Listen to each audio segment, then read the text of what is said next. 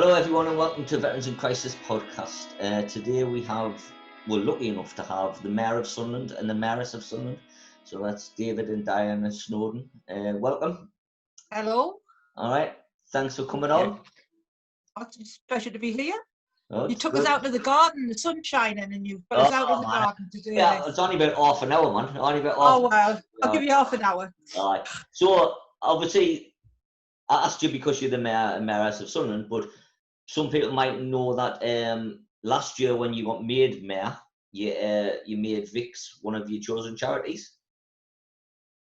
Yes, that's right. And do you want to explain how that come about?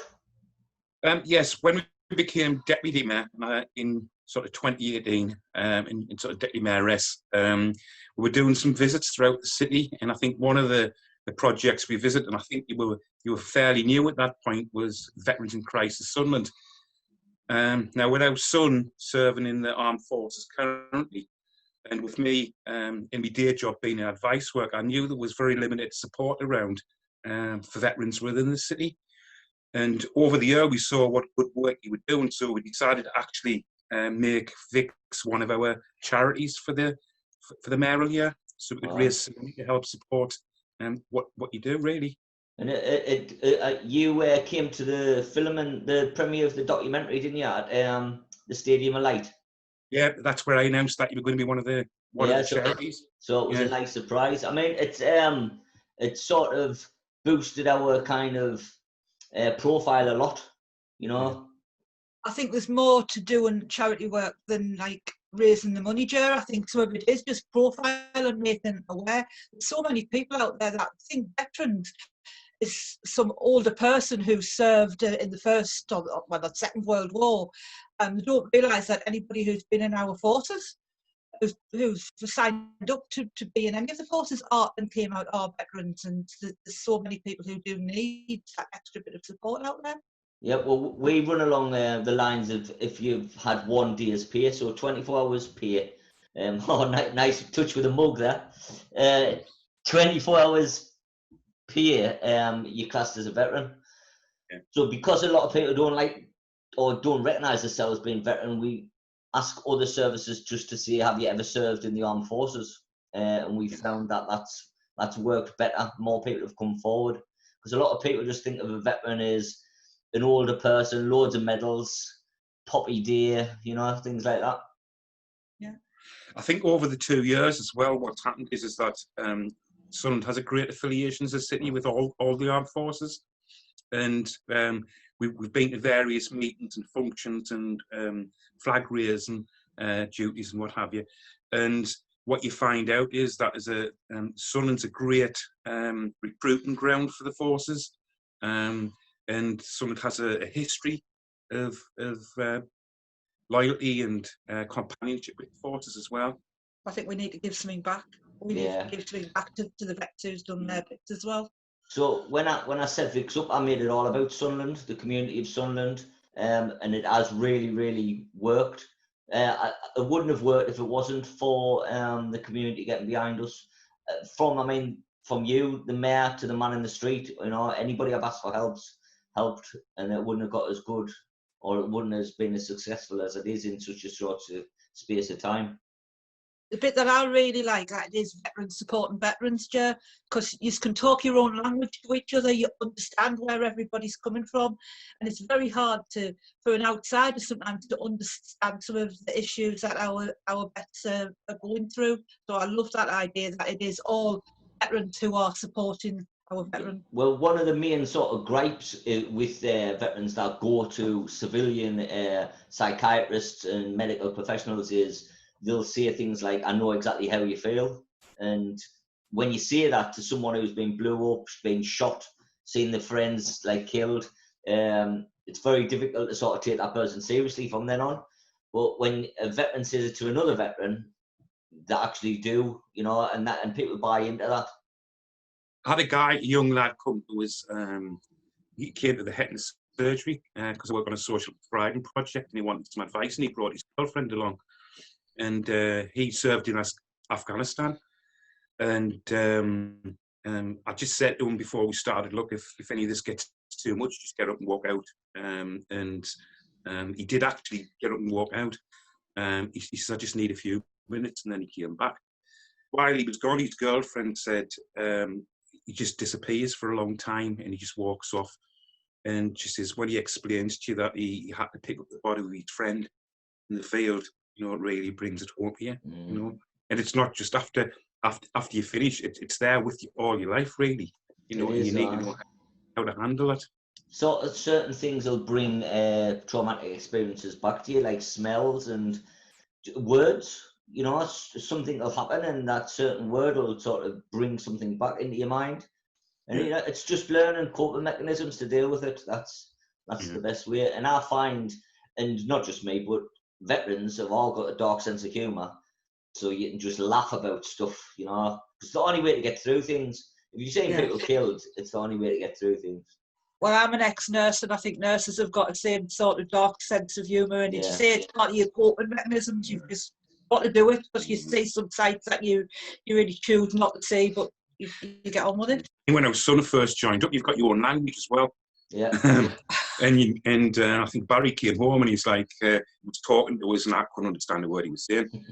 And then over dinner, I would let him go so far, but he came home and it was swearing was sort of every other word, you know what I mean? And I had to just say, whoa, you know, I don't mind you doing it a little bit, but all of the time, no. Yeah. So it's sort of a... When he was talking to me on the phone, it was like, Roger this and Roger that and Roger this. And I said to David, I don't know who this Roger is, but he must be important. Well, I find that, so when I worked for a homeless charity, my swearing basically stopped, or was very little. And then as soon as I started working with veterans again, I was the same. But you feel good today? You feel comfortable, you know, being able to talk to other veterans and swear and get your point across like that. Yeah. And I think the comrade shows through as well. So we've been various events throughout the year, the 2 years. But we've also gone back to the Gunners Club as well, you know, and I know you hold meetings there on a Tuesday, normally anyway. And I think it's great for people to have that comradeship and to know that there is always somebody out there just in case. You know, that's been the biggest downfall of this virus lockdown, not being able to have the gunners, like. Yeah. Well, hopefully it'll be not too long before you can get back in there, right? Oh, I'm hoping. I mean, we're lucky enough to have a sort of space out the back of the ERV where you've been today, so now it's only a metre. We could probably have 10 people out there. So that's better than nothing, considering we haven't had anybody in here till the last week. Yeah. I mean, we were keen also with raising not only the money but the profile of the charity to have the support there for the people of Sunderland, so to keep the money within Sunderland and not having to go anywhere else. Yeah. You know? And I think that's worked pretty well because we're there at the opening of the ERV, which was a triumph, really. How you got all that put together in such a short time, and it was a lot of hard work by everybody, you know. And it just shows you that there is support there now. There is. And my model for this was to only employ people from Sunderland, only ever use tradesmen from Sunderland, only spend any money in shops in Sunderland. You know, we don't spend any money anywhere else. It's come to the stage where I actually phone tradespeople up and ask if they're from Sunderland first before we begin. To be honest, it gets a quite strange replies, especially when I say, well, no, if you're from Newcastle, I'm not getting it. Like, but it is about Sunderland supporting Sunderland, Sunderland supporting Sunderland. Yes, yeah. That should be the way as well, I think. And I mean, not just in Sunderland, maybe if everyone around the country did that and looked after their own a bit, you know. Yeah, and I think this lockdown has made us all concentrate a little bit more on our own community, and there's been some really good local responses, and I know themselves and vets have been out there, Picks have been out there doing other bits in the community, doing virtual stuff all the time, because you can't let them people down that rely on you. Yeah, well, we ended up, when the virus started and things were really tough for people, we decided really early on to open it up to help anybody in the community, not just veterans, because the community had helped us when we needed help. So we thought that was the sort of honourable thing to do. And you know, anybody who's needed any kind of help, gone shopping or food parcels or anything really, we managed to help. And it brings a bit of kind of, I don't know, like you feel better about humanity, the way people have treated each other, you know. Yeah. Yeah. Gives you a You've bit got to of look for shit. good bits. You've got to look for the good bits, haven't Yeah, you? because it has been a bad few months. It has. Hopefully, we're getting through that now. Anyway. I think we're getting back to the comradeship of like World War II and how communities work together, and nobody had anything, and you know, if you could leave your doors open and things like that, and I think it's been marvelous the response that Sunderland's had, and how we've managed to cope and do things in a different way, so still maintain services for everybody. I think it's been really good the way people have been committed to services, and I understand that people can't all come into work, but me and Claire were able to come into the ERV and do everything remotely. But I know other services like Housing Options, for instance, have worked from home, and they've managed to help homeless people. People from Gen 2 we have a good partnership with, and Basis in the town centre, which is an Oasis thing. It's all been for the good of the people of Sunderland. I mean, we became aware of somebody being homeless, and it wasn't a veteran. And I spoke to somebody and I said, "There's nobody going to be homeless during this. You know, we've put arrangements in place so they will have a roof over their head during this time, and they will be supported." You know, I've actually just about half an hour ago just had a message telling us that there's 2 homeless guys down sleeping near the beach. Older guys, and not veterans, but I've just reported that to the council, so hopefully that'll be sorted. Yeah. So before I I don't want to say the word knocking around with you two, but before we started doing work together, I wasn't aware of the amount of graft that Mayor and Mayoress did.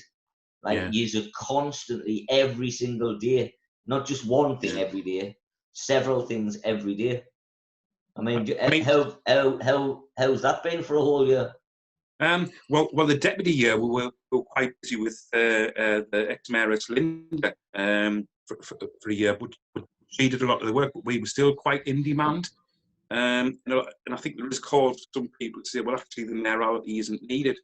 Well, actually, if you had a look at the work schedules that we do, we are in demand because we don't go anywhere where we're not invited, and so we've got to work very hard, and it's just one thing after another. You don't get weekends.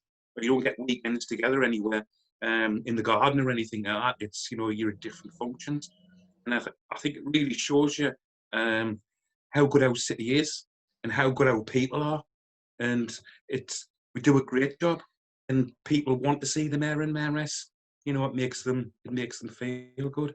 And we've done some great things over the year as well. I think the hard bit, an extra hard bit, is David's worked as well during his mayoral year, because he worked for Sharp at Shiny Row, which is another local charity, had given advice and stuff to people in the community. So balancing that and having a really good employer who's understood that if there's a mayoral engagement comes in, that happens first, and then work fits around it, being really enough. You know, it's teamwork.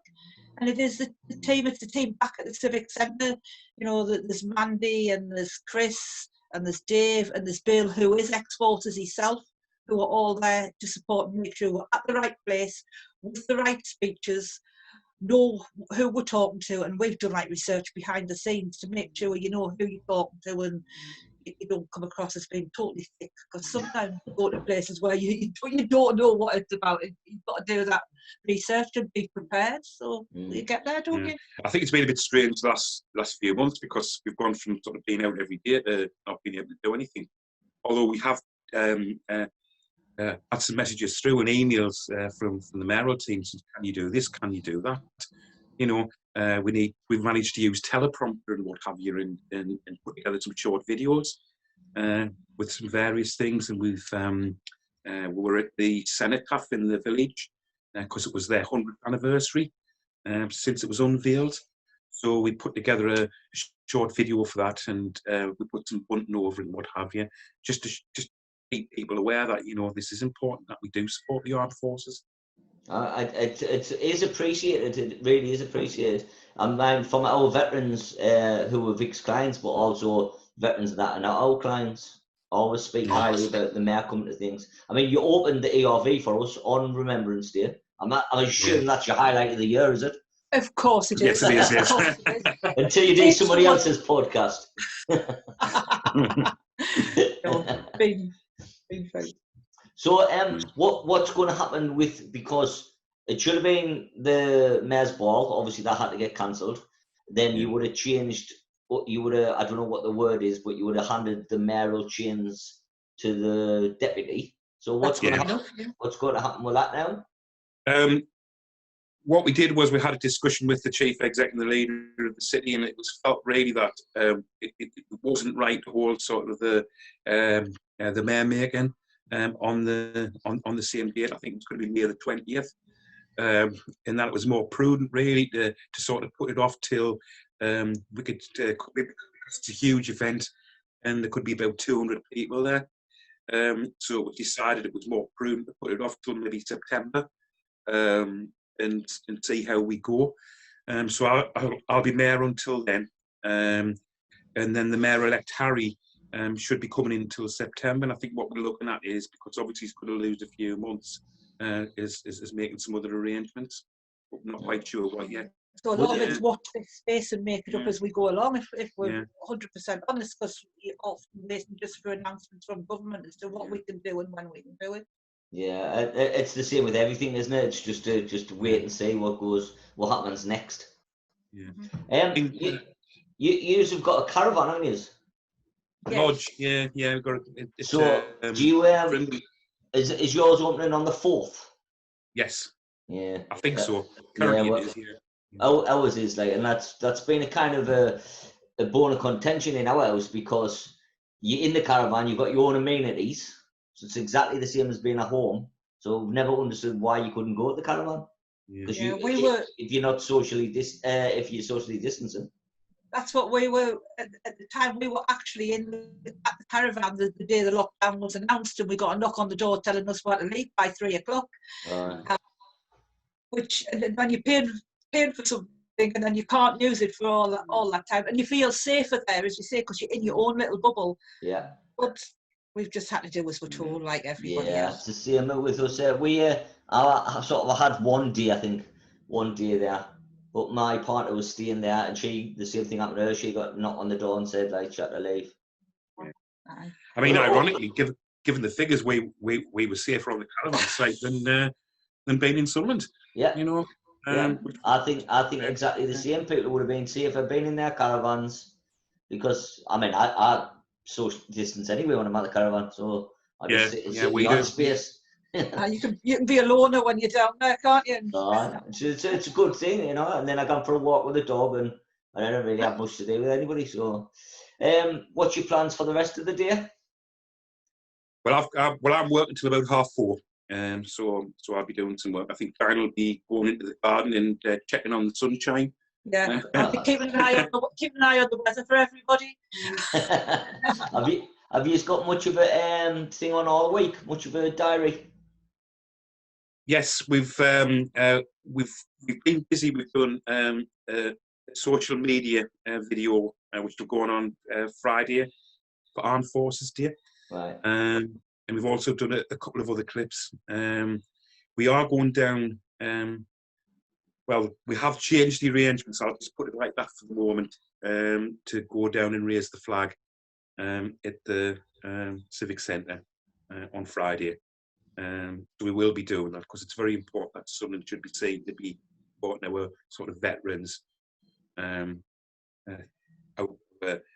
reservists, and the people who are currently serving. So I agree. I've got an email just before we started this saying that I would be on again.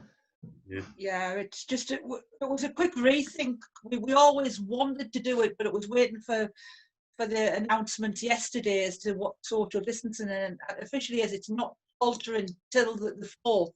We've still got to observe the 2 meters distance and have a limited number. So the flag will be officially flown by the mayor, and it'll fly right the way over the weekend.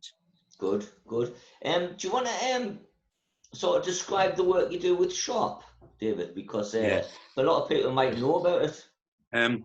Well, I'm working on we've got a team of about 11 with a few advisors and shops, been going for 1981, so it's been going like 39 years.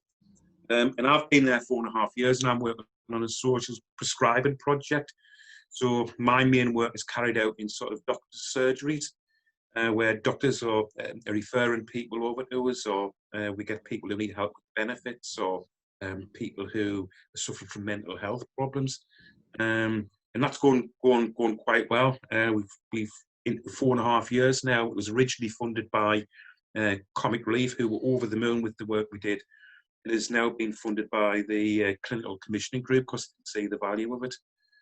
So we're really, really busy, and we're making sure that we look after people sort of in the coalfields area. I think if somebody's going to the doctors and saying, I can't sleep, doctor, I'm totally stressed, the last thing you really need is a prescription for tablets. You need to find out why you can't sleep and why you're totally stressed. And often it is things that's going on at home, or problems with debt or with benefits. So David and the group can help support. I totally agree with that. I think tablets, and this is not having to go at doctors, but I think tablets are given out far too easy for problems that they don't need tablets for. Yeah, and we've seen some fairly sad stories as well, you know, and I think sometimes people just need a hand and a bit help, you know, and we've had some really difficult days. But we've got a passion for the job, really, and when you see some of the outcomes that we've achieved, it's truly amazing. Which is why once I'm finished with sort of mayoral, I want to concentrate maybe on doing some more work developing the project. I think we do like a similar thing, social prescribing, because we try and encourage people to stop the alcohol, the drugs, the cigarettes, and replace that with physical exercise and doing things that you would do when you were in the forces. And the camaraderie gets people through that. It's a lot easier if you've got other people doing it at the same time. And we've had experiences where we've been to sort of social things where people could drink, but because one person is trying to stop, everyone else won't drink, you know, and it's great to see. I mean, I'm not a person that tells people they've got to do anything. I never ever say you've got to stop drinking, you've got to stop smoking or whatever, because when they leave us, you know, they can do what they want, but they're not allowed to come here if they're under the influence of drink or drugs. They can't come here like hungover because it's not fair on the other people. So if they want to do the activities on the next day, it's best not to be drinking all night. No one's saying don't come in from doing what you're doing at 5 o'clock and have a glass of wine or a beer when it's hot or whatever. But like drinking all night or drinking first thing in the morning, it's just, that isn't any good.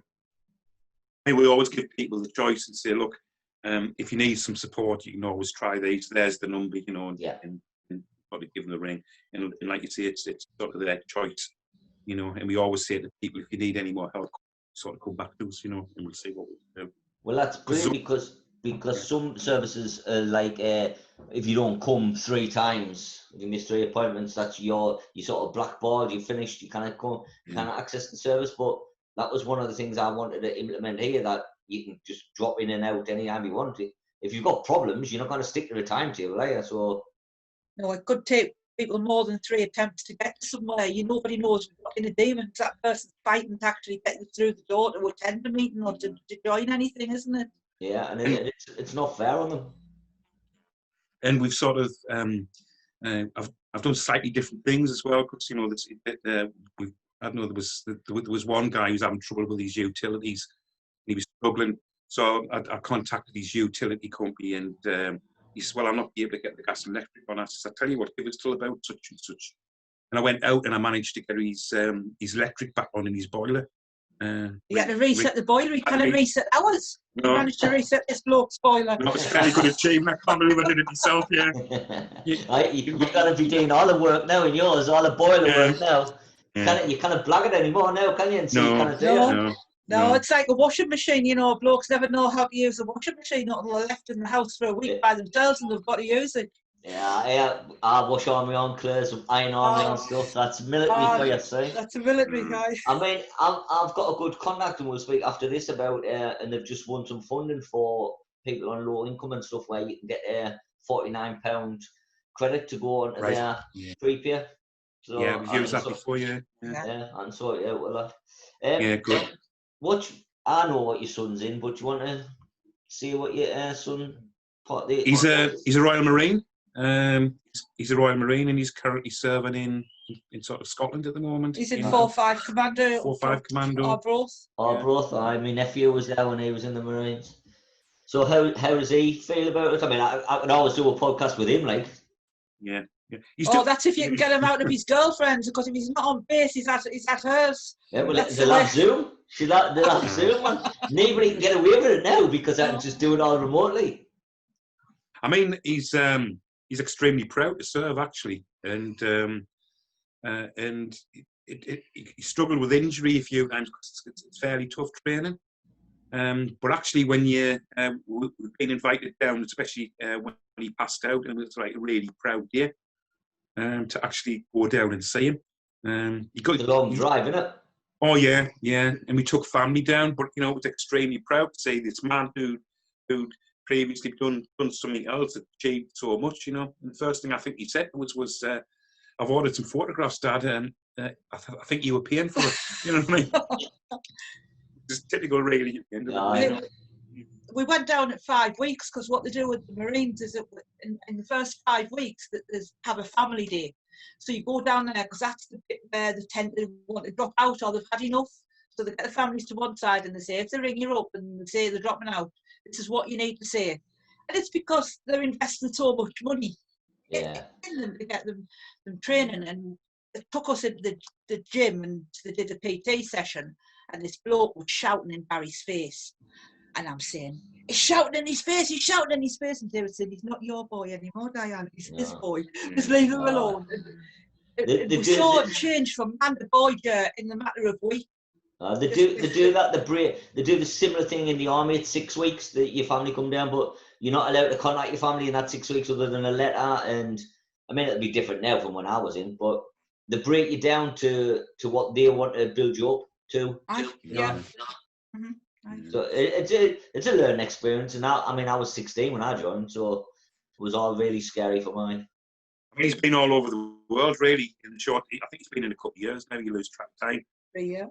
He's been to Belize. He's been on a NATO mission in the Baltic. He's been to Germany. So he's been around in this short time, and he's really looking forward to his career there. So the Northern Lights off Iceland. They went to Iceland and top of a troop. A big ship and watch the Northern Lights. You have to pay for that. Well, yeah. Is he planning on making it his career or a long-term career? I'm not quite sure, really. He was till he met that lass. Yeah, I think that's it. But she's trained to be a nurse, so she's got 3 years training. So I think he's looking on extending his dates and stopping in while she's doing her training, and then you never know. And I think it's changed daily, man, when you're in the forces. It's changed daily. Right, he was never going to be in the forces, He was going to be a teacher. He went to uni, did his degree, was going to go his teacher's training, and then he sat us down. He says, Mother, I better tell you something. I've changed my mind. I'm joining the Marines.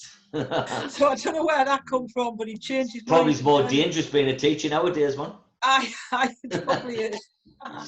Right, I want to thank you both, not just for coming on here, but for all the support you've given us over the year. It's been really, really good for our profile. But also, the personal touch, you always like giving us a ring, you always contact us on Facebook and stuff. And me personally, I appreciate that.